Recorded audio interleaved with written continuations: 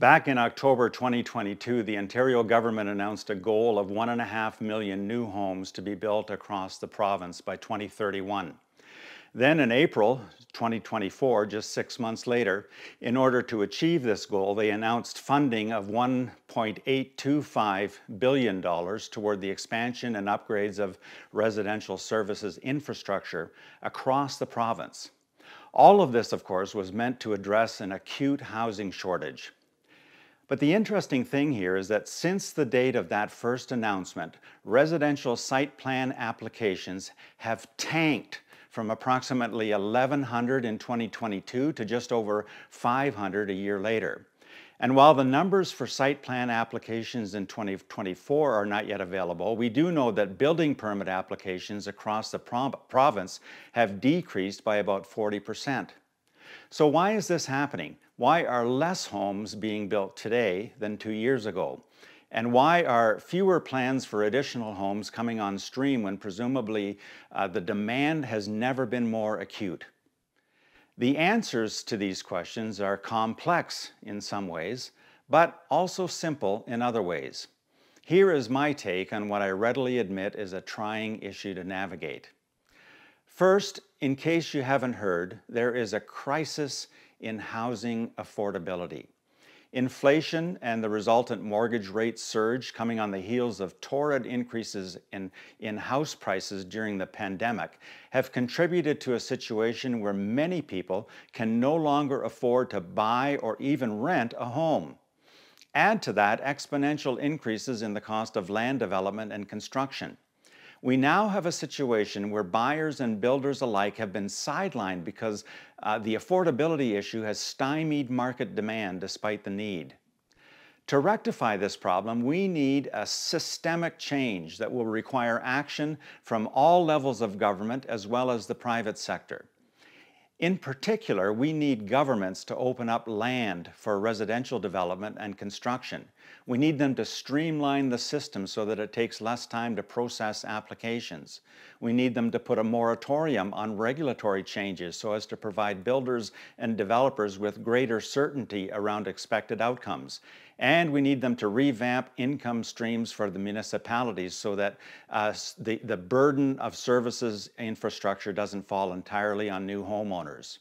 You know, I firmly believe that if governments will move toward creating efficiencies in the system rather than adding layers of bureaucracy, all of society will be better served and the issues we currently face will actually dissipate over time. But again, to do this well, we need persistent, strong leadership around this issue. You know, governments over the last 2 decades have not exhibited that kind of leadership. They've actually followed the path of least resistance. And this is understandable in a way, given that the electorate is composed of so many people, myself and probably you as well included, who have derived tremendous economic benefit from increases in real estate valuations. So it's been a problem with a corresponding benefit, thus making it easy for governments to ignore. But the cost of that benefit to our social fabric is now so significant that it's created an unsustainable state of affairs. One where we have a housing shortage on the one hand, and we have condos standing empty in urban centers on the other. You know, think about this. Every major city and most towns in Ontario are dealing with some degree of homelessness. It's gotten to the point where many retail businesses in downtown sections of cities are losing customers because people are shopping elsewhere rather than having to confront the uncomfortable reality of poverty and squalor in downtown corridors. So now governments, in concert with socially minded nonprofit groups, are looking for land in which to organize basic homeless shelters.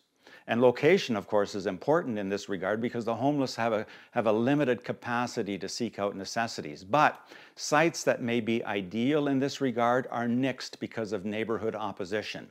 So resolutions to the problem are delayed in the same way that regular builder-developer site plan applications are delayed. In each case, whether for profit or nonprofit, these delays cost money and social equity.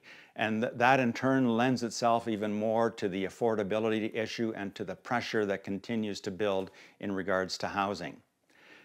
Fortunately, these problems are not devoid of solutions.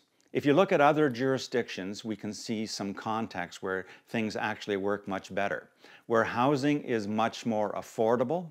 In the prairie provinces, for example, or in Quebec or in the Maritimes, homelessness is less of an issue. And that's not just here in Canada.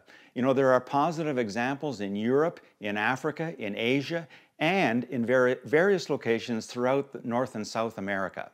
Where housing is more affordable, by association, there is less homelessness. And it stands to reason that society in general is better served as a result. But again, in our context, it's going to take concerted effort with strong leadership to rectify the problem. If you've got ideas about this, I would encourage you to do your part. Do what you can on a personal level. If nothing else, talk to your mayor, your city or municipal councillor, your MPP or MP, and brainstorm for solutions. As was the mantra in 2020, 2021, we are all in this together. That's all for now. Thanks for watching.